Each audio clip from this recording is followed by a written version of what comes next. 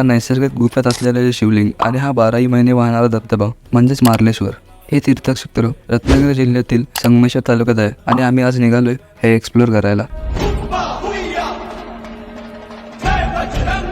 या प्रवासाची सुरुवात या गाडीपासून झाली.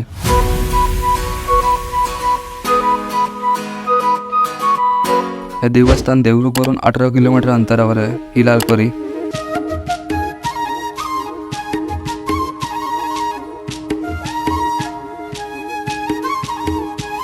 हे अंगवलीमधील मार्लेश्वर देवाचं मंदिर.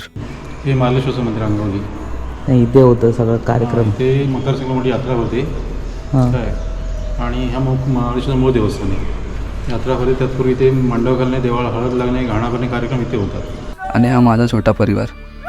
तुम्ही ब्लॉग बघितला नसेल तर लवकर जाऊन बघा. मारळचा देव म्हणजेच मार्लेश्वर असे नाव झाले. फायनली आपण कमानीजवळ येऊन पोचलो.